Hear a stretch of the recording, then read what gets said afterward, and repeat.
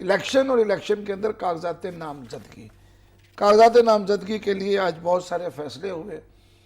جو حیران کن بات بخاری صاحب لگ رہی ہے کہ مسلم لیگ نون اپنے امیدوار کیوں تبدیل کر رہی ہے مختلف سیٹوں پہ اور کہیں اور نہیں اپنے اصل گڑھ لاہور کے اندر.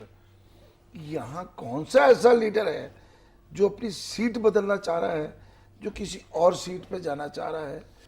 کیوں؟ اسے کیا خوف ہے کہ لوگ اپنی سیٹ بدل رہے ہیں؟ بخاری صاحب, مریم بھی ایک سیٹ چھوڑ کے دوسری پہ جا رہی ہیں.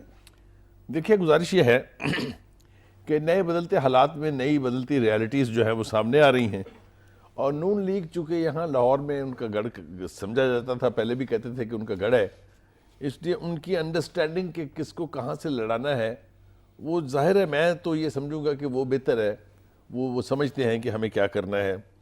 لیکن کم از کم یہ نہیں ہو رہا کہ وہاں سیٹوں کی جو ایلوکیشن ہے اس سے یہ لگے کہ جی پتہ نہیں یہ بندے کہاں سے آ گئے, یہ پرندے کہاں سے آ گئے.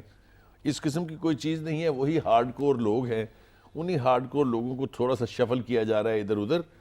لیکن جو اس میں سب سے خوفناک بات ہے وہ ہے چودھری نثار, اس کے اوپر بات کریں گے بڑی تفصیل کے ساتھ. چودھری نثار کو ٹکٹ نہ دیا جانا اور اس سے یہ توقع رکھنا کہ وہ نئے کینڈیڈیٹ کی طرح سے آ کے بورڈ کے سامنے پیش ہوں گے, ان کا بھی انٹرویو ہوگا اور اس کے بعد دیا جائے گا. تانے کے طور پر مریم نواز نے کہا ہے میں بھی تو بورڈ کے سامنے پیش ہوئی ہوں, مجھے بڑا فخر ہے بورڈ کے سامنے پیش ہونے پر. لیکن میرے خیال سے جس بھی کرائیٹیرین کے تحت آپ چیک کر لیں, جو بھی معیار مقرر کر لیں, چودھری نثار جو ہیں ان کو تو ٹکٹ کیا, ان کو تو ان سے تو مشاورت کر کے ٹکٹیں دی جانی تھی. ان کے ٹکٹ کا تو کوئی ڈسپیوٹ ہونے کا سوال ہی پیدا نہیں ہوتا, نہ اس سے پہلے کبھی ہوا ہے.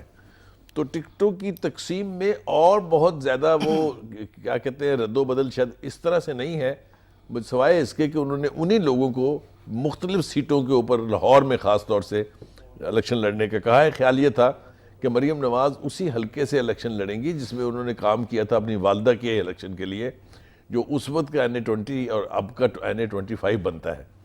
نہیں, ان کے والد کی بھی سیٹ ہے نا. اور دوسرا